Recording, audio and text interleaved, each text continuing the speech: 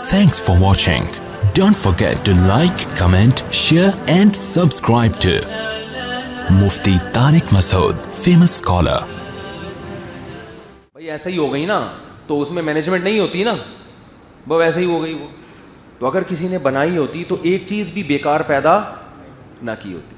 مثال دیے جو عقل داڑھ ہے, بھائی ہم جب ایک داڑھیں آخر میں نکلتی ہیں نا بالکل اینڈ میں, یہ جو عقل داڑھ ہے یہ اس کا کوئی کام نہیں ہے, یہ چبانے میں کام نہیں آتی. تو اگر خدا ہے تو ایسی داڑھ کیوں نکال رہا ہے جو ایویں. بات آ رہی ہے سمجھ میں؟ فرض کر لو یہ ایویں ہے, فرض کر لو یہ کسی کام کی نہیں. اول تو یہ بات ہی غلط ہے, کسی کام کی نہیں ہے. میری عقل داڑھ نکلی تھی, درد ہوتا تھا, میں نے نکلوا دی تو وہ کھڈا ہو گیا وہاں پہ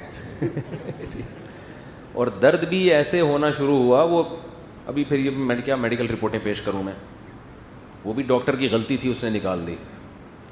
پھر ایک چائنا کا ڈاکٹر تھا, اس سے میں نے رابطہ کیا کیونکہ ڈاکٹر یہاں کا جو تھا نا وہ دوسری بھی داڑھ نکال رہا تھا. اس ڈاکٹر نے اس کو صحیح, الحمدللہ چائنا والے نے صحیح کر دیا اس کو. اس نے کہا وہ داڑھ بھی نکلوا کے آپ نے غلطی کی. اور اس چائنا کا ڈینٹسٹ تھا, اس نے مجھے کہا کہ یہ عقل داڑھ اتنی اہم ہے, یہ بڑھاپے میں یہی رہ جاتی ہے ٹھیک ہے نا, باقی ساری داڑھیں شارٹ ہو جاتی ہیں, یہ بڑھاپے میں کام آتی ہے. اور اس نے کہا اگر یہ چبانے میں استعمال نہیں بھی ہو رہی تو یہ بڑھاپے میں جو بتیسی لگتی ہے نا اس کو سپورٹ کرتی ہے. یہ بتیسی کو ٹکانے کے لیے بھی تو کچھ چیز ہونی چاہیے نا. تو داڑھ جو آپ کے بڑھاپے میں ڈاکٹر بتیسی لگاتے ہیں اس کو ٹکانے کے لیے بھی تو کچھ چاہیے نا, کیلوں سے تھوڑی ٹھوکیں گے وہاں پہ. تو عقل داڑھ اس کو سپورٹ کرتی ہے. خیر یہ تو ڈاکٹروں کا ٹاپک ہے, میرا ٹاپک نہیں ہے. میں فرض کر رہا ہوں وہ بالکل کیا ہے, فضول ہے. تو سوال یہ ہوتا ہے کہ تھوڑی دیر کے لیے ہم نے مان لیا کہ آپ یہ کہہ رہے ہیں کہ اس انسان کی باڈی میں کچھ فضول قسم کی بھی چیزیں پیدا ہوئی ہیں. اگر کسی نے بنایا ہوتا تو ایک بھی فضول چیز پیدا نہ کرتا. سوال یہ پیدا ہوتا ہے کہ اگر آپ اس سے یہ ثابت کرتے ہو کہ کوئی خدا ہے ہی نہیں, تو جب یہ بغیر خدا کے انسان بنا ہے اگر, تو یہ دانت منہ کے اندر ہی کیوں ہیں بھائی؟ یہ ہڈیاں جو نکل رہی ہیں اتنی مضبوط, یہ ہاتھوں میں کیوں نہیں نکل رہی؟ اور اس کے بیچ میں زبان کیوں ہے؟ اور ایسی زبان ہے کہ بالکل دانتوں کے سائز سے بڑی زبان ہے لیکن دانتوں کے نیچے آتی نہیں ہے. میں کتنی سپیڈ سے بول رہا ہوں نا. ایسا لنگس کے اندر اور حلق میں اللہ نے زبان کو فٹ کیا ہے کہ کتنی سپیڈ سے آدمی گھما رہا ہے, دانت ٹچ بھی ہو رہے ہیں آپس میں, لیکن زبان کبھی کبھار ہوتا ہے غلطی سے نیچے آ جاتی ہے لیکن وہ نیچے نہیں آ رہی. یہ زبان پھر یہاں کیوں لگی ہوئی ہے؟ خود سے بنی ہوتی تو زبان گھٹنے سے نکل رہی ہوتی, آنکھ ایک اتفاق سے ادھر ہوتی, بعض لوگوں کی آنکھ ہاتھ میں ہوتی, وہ پائپ کے ساتھ ٹچ کر کے گھوم رہے ہوتے. آنکھیں کھوپڑی میں کیوں لگی ہیں؟ دونوں آنکھوں کو دیکھو, 2 کیمرے ایڈجسٹ کرنا, ایسی سیٹنگ کے ذرا سی آنکھوں کی پتلیوں کا جو فاصلہ ہے یہ 0.001% بھی اس میں یعنی ملی میٹر اگر فرق پڑ جائے نا تو بھینگا ہو جاتا ہے انسان.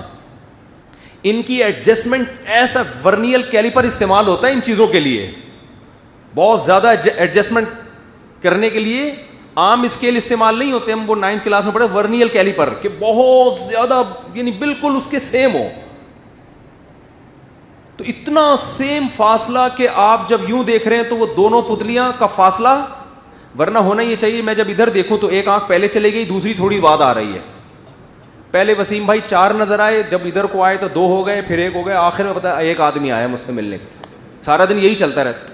میں ادھر دیکھ رہا ہوں دونوں پتلیاں اسی فاصلے کے ساتھ ادھر جا رہی ہیں, پھر دونوں, او بھائی ایسی ایڈجسٹمنٹ یار یہ خود بخود کیسے ہو گئی؟ ناممکن ہے. الم نجعل له عینین ولسانا وشفتین. اللہ کہہ رہے ہیں کیا میں نے تیرے دو آنکھیں نہیں بنائی؟ دیکھتا نہیں ہے ان کو. ولسانا تیری زبان نہیں بنائی, وشفتین تیرے ہونٹ نہیں بنائے. ہونٹ انسان میں کیسی خوبصورتی پیدا کرتے ہیں, ناک, آئی بروز, یہ آئی بروز خوبصورتی بھی پیدا کر رہی ہیں, پلکیں خوبصورتی بھی پیدا کر رہی ہیں, لیکن بہت سارے کام بھی کر رہی ہیں. یہ آنکھوں میں یہ جو بلیک پلکیں ہیں آنکھوں میں روشنی کو گھسنے سے بچاتے. آپ نے دیکھا ہو جن کی پلکیں سفید ہو جاتی ہیں اکثر وہ بار بار نا آنکھیں جھپکتے رہتے ہیں, وہ یہ ریفلیکٹ کر رہی ہے روشنی کو. کالا کلر جذب کر لیتا ہے نا روشنی کو, تو یہ جذب کر رہی ہے روشنی کو. اگر یہ سفید ہو جائے نا تو آپ بار بار آنکھوں کو آپ یعنی جیسے دھوپ میں آپ کے لیے آنکھیں کھولنا مشکل ہوتا ہے, ایسے ہی آپ کے لیے آنکھیں کھولنا مشکل ہو جائے. ایک ایک چیز میں ایڈجسٹمنٹ ہے, ایک ایک چیز میں. وہ کہتے ہیں جی یہ جو ایک آنت ہوتی ہے نا, اپینڈکس کی آنت جو درد ہو جاتا ہے, یہ اہم ہی ہے. او بھائی اگر یہ اس کی دلیل ہے کہ کسی نے نہیں بنایا تو سینکڑوں آنتوں کا ایک فنکشن نظر آ رہا ہے, اور وہ معدے کے اندر فٹ ہوئی ہوئی ہیں. پہلے چھوٹی آنت ہے, پھر بڑی آنت ہے, پورا ایک سیٹ اپ ہے. اور جیسے ہی میں تو ہمارے کوئی رشتہ دار بیمار ہو گئے تھے نا, ان کے یہ جو ہوتا ہے نا لبلبا, اس میں کوئی مسئلہ ہو گیا تھا. تو مجھے پھر ڈاکٹر نے پورا ڈائیگرام بنا کے دکھایا جو علاج چل رہا تھا. میں نے کہا ڈاکٹر صاحب ان کو ہوا کہ, انہوں نے کہا یہ ہوا ہے پیشنٹ کو. کیا خاندانی نظام ہے یار, جب بھی کوئی تیل والی چیز ہم کھاتے ہیں کیسے پتا اسی وقت تیزاب کا قطرہ پھینکتا ہے. پتے کو پتہ چل گیا مفتی صاحب طارق مسعود کے پتے کو, آج مفتی صاحب نے پٹھان ہوٹل کے 2 پراٹھے پھوڑے ہیں. میرے گھر والوں کو نہیں پتا ہوتا کتنے پراٹھے پھوڑ رہا ہوں, کہاں پھوڑ رہا ہوں بیٹھ. ISI کو نہیں پتا ہوتا, خفیہ ایجنسیوں کو نہیں پتا, موساد کو نہیں پتا, را کو نہیں پتا, پتے کو پتا ہے یار. پتے کو پتا ہے 2 پراٹھے کھائیں آج ایک قطرے سے کام نہیں چلے گا. 2 تیزاب کے 2 قطرے پھینکو ورنہ یہ پراٹھا مار دے گا مفتی صاحب کو. وہ اس کو ڈیزالو کرنے کے لیے کیا کرتا ہے, وہ تیزاب اتنا زہریلا تیزاب ہے کہ آپ وہ کھا کے دیکھو تو ویسے ہی مر جاؤ آپ. وہ ڈائریکٹ جا کے پراٹھے پہ ہی لگے گا جا کے. اور ڈاکٹر کہتے ہیں جب تیل والی چیزیں کھاتے ہیں تیزاب نکلتا ہے ورنہ نہیں نکلتا. ایسا سیٹنگ, یہ پتا خدا کی قسم خود بخود یہ پتا بنا کیوں, اسی جگہ پہ ایڈجسٹ کیوں ہوا جہاں جا کے ڈائریکٹ پراٹھے پہ لگ رہا ہے, اور اس کو پراٹھے پہ ہی جا کے کیوں لگ رہا ہے, دال چاول پہ کیوں نہیں نکل رہا. یہ اس کو پتا ہے دال چاول پہ نکلا تو گلا دے گا.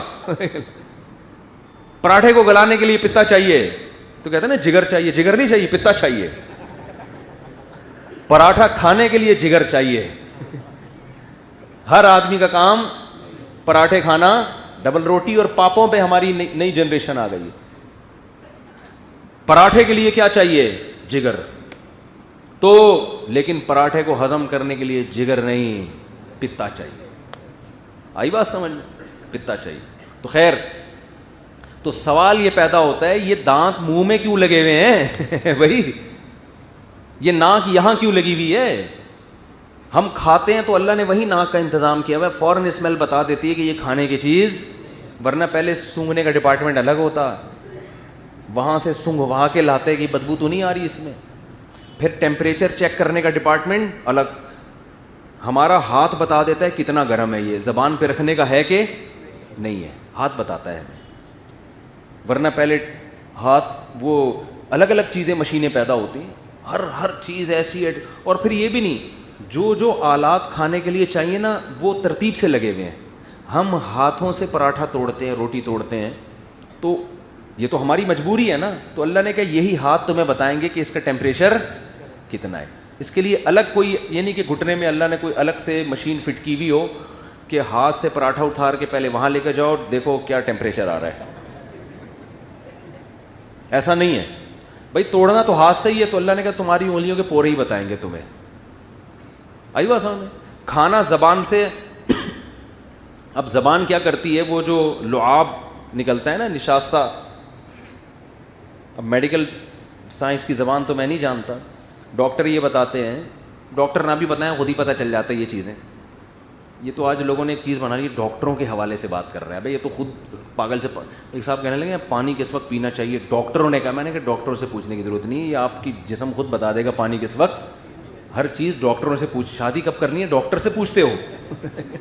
ابے تمہاری باڈی بتاتی ہے کہ کب کرنی ہے. یہ تو ابا سے پوچھنے کی چیز نہیں ہے, ڈاکٹر سے پوچھ رہے ہیں. ابا سے پوچھ رہے ہیں ابا میں شادی کر لوں. بھائی ابا اگر ابا ہوگا بولے گا بیٹا یہ تو تجھے پتا ہے تجھے کتنی ضرورت ہے. تو ابا کو روکنے کا بھی اس لیے حق نہیں ہے شادی سے بچوں کو. تو اب دیکھو کہ ہم زبان جو ہے وہی کیا اسی نے نکالنا ہے نا, کہ وہ لعاب جو نکلے گا جو ہضم کرے گا, لعاب شامل ہوتا رہتا ہے نا یہاں سے, تو وہی زبان آپ کو یہ بھی بتائے گی کہ کڑوا ہے میٹھا ہے, تاکہ اس چبانے کے پروسیس کے دوران کھانے کے مزے بھی آپ ساتھ ساتھ لیتے رہو. یعنی دانت چبا بھی رہے ہیں, یہ ضروری ہے چبانا. زبان تھوک نکال کے اس کھانے کو ہضم کرنے کا ذریعہ بھی بن رہی, یہ بھی ضروری تھا. اب یہ نہیں ہے کہ لذت کا ڈپارٹمنٹ الگ ہو, پراٹھا مزے کا کتنا ہے, بریانی مزے کی کتنی ہے, وہ الگ پارٹ ہو جو وہاں رکھو پراٹھے کو تھوڑی دیر مزہ آ رہا ہے, واہ واہ واہ کیا مزے کا پراٹھا ہے, اب کھا لو اس کو. کیا خیال ہے بھائی؟ بریانی کتنی خوشبودار ہے, بریانی کی خوشبو بتانے کے لیے یہاں پیچھے سے ایک چیز نکلی ہوئی ہے نل کی, تو پہلے بریانی کو وہاں لاؤ خوشبو, واہ یار بڑی مزے کی بریانی, ہاں بھائی خوشبو پاس ہو گئی, بہت مزہ آ رہا ہے, اب نکالو بریانی کو الگ سے, اب چبا کے نا نا نا نا, جیسے یہاں لے کے جاؤ گے ناک بتائے گی واہ واہ واہ بھائی بڑا مزہ آ رہا ہے بھائی. 15 مسالوں سے تیار کردہ, قیمت صرف 5 روپے. وہ دیکھ لے کے گھومتا تھا یہاں, 15 مسالوں سے. یہ 2006 کی بات ہے, نیو کراچی میں رہتا تھا تو روزانہ گھومتا تھا ریڈی پہ نا, 15 مسالوں سے. میں لیتا ہی نہیں تھا کہ 5 روپے کی کیا ہوگا یار, وہ بار بار نا 15 مسالوں نہیں 16 مسالوں سے تیار کردہ, قیمت صرف 5 روپے. میں نے کہا یار روز گزرتا ہے, ایک دن ٹرائی کرو نا. تو صرف 16 مسالے ہی تھے اس میں, کہیں کہیں 2-4 چاول مجھے اس میں نظر آ گیا, وہ 16 مسالے ہی تھے, جھوٹ نہیں تھا. تو اب سونگھنے کا ڈپارٹمنٹ یہاں ہوتا, ہم یہاں سے سونگھا کے لے کے اللہ نے ناک یہاں لگا دی, اسی سے خوبصورتی بھی ہے جسم کی, آپ کے فیس کی خوبصورتی ہے اس سے. ایک پارٹ سے درجنوں کام لیے جا رہے ہیں, تو وہ کام ایک ہی, آپ کی ناک سونگھنے کا کام بھی دے رہی ہے, آپ کی چہرے میں بیوٹی کا کام بھی دے رہی ہے, آپ کی آنکھیں خوبصورتی کا کام بھی دے. آنکھوں پہ تو کتنی شاعری ہوتی ہے, شاعروں کے ساری محبوبہ کی شاعری آنکھوں سے شروع ہو کے آنکھوں پہ ختم. حالانکہ آنکھ سیٹنگ کے لیے پیدا نہیں کی ہے, عاشقوں کو پھنسانے کے لیے پیدا نہیں کی ہے, دیکھنے کے لیے پیدا کی ہے. لیکن ہمارا رب یہ آنکھیں ہمارے ہاتھ میں بھی لگا سکتا تھا, ہم یوں کر کے دیکھتے. خدا نے کہا نا نا نا نا نا نا نا نا, اس سے تمہیں رشتوں میں مشکلات کا سب یہ بن سکتی ہے. آنکھیں تمہاری کھوپڑی میں فٹ کروں گا, یہ آنکھیں دیکھنے کا کام بھی دیں گی اور لوگوں کو لٹو کرنے کا کام بھی دیں گی. یہ لٹو بھی کرائیں گی, اسی پہ لوگ عاشق ہوں گے محبوباؤں کی, اسی پہ. اتنی آنکھوں میں اللہ نے بیوٹی رکھی ہے. ہمارے حضرت فرماتے تھے کہ اگر بھینس کو نقاب اڑا دو نا, صرف آنکھیں کھول دو, لوگ اس کو نمبر دینا شروع کر دیں گے موبائل. اگر بھینس کو آپ چھپا دیں, نقاب پہنا دیں, صرف آنکھیں نظر آ رہی ہوں اور باقی سب اندھیرے میں نا, تو کتنی خوبصورت آنکھیں ہوتی ہیں نا بھینس کی. لوگ کہیں گے یار کیا پلکیں ہیں اور سیٹنگ. ایسا اللہ نے آنکھوں میں حسن دیا. وہ آنکھیں اللہ نے کہاں کر دی؟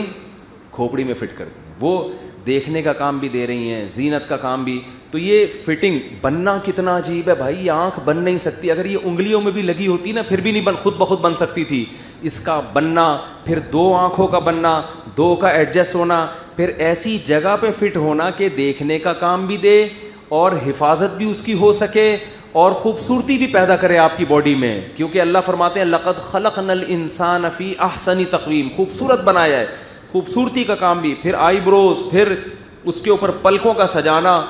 اگر اس میں آپ کو ایک داڑھ سمجھ میں نہیں آ رہی تو آپ بولو بھائی ہو سکتا ہے سائنسدان ابھی تک یہاں تک پہنچے ہوئے نہ ہوں, لیکن یہ اس کی علامت نہیں ہے کہ یہ کائنات خود بخود بنی ہے. کچھ چیزیں ہمیں معلوم ہے, کچھ معلوم نہیں ہے. تو ایک داڑھ کی بیس پہ, ایک اپینڈکس کی ایک آنت جو ہمیں سمجھ میں نہیں آ رہی کیوں بنی ہے, اس کی بیس پر اگر ہم خدا کا انکار کریں گے تو پھر اس سے بڑے اعتراضات ہم پر کھڑے ہو جائیں گے کہ پھر یہ کمبخت تیری یہ تو سمجھ میں آ نہیں رہا کہ یہ عقل داڑھ کیوں نکلی ہے, یہ اپینڈکس کی نس کہاں سے آ گئی. یہ تیری سمجھ میں آ رہا ہے کہ یہ داڑھیں خود بخود بن کے کھوپڑی کے اندر, منہ کے اندر فٹ ہو گئیں اور اس کے پیچھے زبان فٹ ہو گئی اور اس کی آنکھیں فٹ ہو گئیں اور اتنا مغز اس کے اندر اتنی لائنیں ہیں. یار آپ نے پنکھے والوں کو دیکھا ہے نا, وائرنگ کر رہا ہوتا ہے بیٹھ کے, پنکھے کی وائرنگ دیکھو نا, باریک باریک تاروں کو لپیٹ رہا ہوتا ہے نا بیٹھ کے. کبھی خود ہی لپٹی ہیں پنکھے کی تاریں؟ پنکھے کی تاروں کا کی لپٹنا اتنا عجیب نہیں ہے جتنا ہمارے مغز میں جو لائنیں بچھی ہوئی ہیں. یہ پوری لائنیں جن میں بلڈ سرکولیٹ کرتا ہے, بلڈ چلتا ہے, اتنی سی لائن ذرا سی بلاک ہو جائے, دیکھو جو باریک پائپ ہوتا ہے اس کے بلاکیج کا امکان بھی بہت زیادہ ہوتا ہے. اتنے آپ کو کوئی بہت باریک پائپ لے کر آیا, بولو بھائی یہ تو تھوڑی ایک دفعہ پانی گزاروں گا کائی جم جائے گی, فوراً یہ بند ہو جائے گا. خدا نے اتنی باریک لائنیں, پائپ لائنیں بچھائی ہیں, کہتے ہیں یہاں سے لے کے جاؤ چاند سے گھما کے زمین پہ لے آؤ ان کو, اتنی بڑی ہیں, اور ان لائنوں کو فٹ کر کے ایسا فٹ کیا کہ ایک لائن دوسری لائن میں گھس بھی نہیں رہی ہے, اور فٹ کر کے ہماری کھوپڑی میں فٹ کر دیا, اور اس کے اوپر ایک مضبوط خول چڑھا دیا. اگر یہ کائنات خود سے بنی ہوتی, کھوپڑی اتنی مضبوط نہ ہوتی, دماغ پہ کتنی چوٹیں لگتی ہیں, گیند آ کے لگ گئی, پتھر آ کے لگا, لیکن مغز تک نہیں پہنچتا. وجہ کیا ہے؟ یہ ایک ہیلمٹ ہے جو اللہ نے آٹومیٹک ہیلمٹ ہماری بنا دیا ہے. اب ہم دوسرا جو ہیلمٹ پہنتے ہیں نا, وہ اس ہیلمٹ کو بچانے کے لیے پہنتے ہیں. تو ایک آدمی جوتوں کی دکان پہ گیا نا بیوی کا سینڈل لینے کے لیے, تو چیک کر کے دیکھ رہا ہے یوں کر کے کتنا زور سے لگتا ہے. اس نے کہا یہ کیا کر رہا ہے؟ کہہ رہا ہے لگے گا تو مجھے ہی نا بعد میں, تو میں یہ بھی دیکھتا ہوں. تو کیسا عجیب نظام ہے. تو ان سے سوال یہ کرو کہ بھائی اپینڈکس کی وجہ سے تو کہہ رہے خدا نہیں ہے, اور عقل داڑھ کا, اور بھی بہت سی کائنات میں ایسی چیزیں جو ہمیں نہیں پتہ. تو اب یہ نہیں کہ ہمیں اگر کسی چیز کا نہیں پتہ تو ہم ایسی باتیں شروع کر دیں کہ اس سے بڑے اعتراضات ہمارے اوپر شروع ہو جائیں. تو یہ بہت اہم پوائنٹ کی بات ہوتی ہے. اسی میں ایک اور مسئلہ میں آپ کا آج لگے ہاتھوں حل کر دوں. یہ جو بزرگوں پہ اعتراضات کیے جاتے ہیں نا بہت سارے, وہ قبر پرست تھے, انہوں نے قبر سے مانگا, ٹھنڈی نکل آئی وہاں سے, مردہ آ گیا فلانے کی مدد کرنے کے لیے, انہوں نے مردے کو پکارا, انہوں نے فلانے کو پکارا, انہوں نے یہ پکارا. ایک بات خوب اچھی طرح سمجھ لو, آج کل یہ بہت چل رہا ہے, فلاں نے یہ کیا, فلاں نے یہ کیا. یہ صحابہ پر بھی اس طرح کے اعتراضات ہوتے ہیں, فلاں نے فلاں کو برا بھلا کہا. بعض حدیثوں میں اس بیس پر ایک دوسرے کو کیا کہتے ہیں, یہ برے ہیں. میں ایک کامن اصول کی بات کر رہا ہوں ابھی.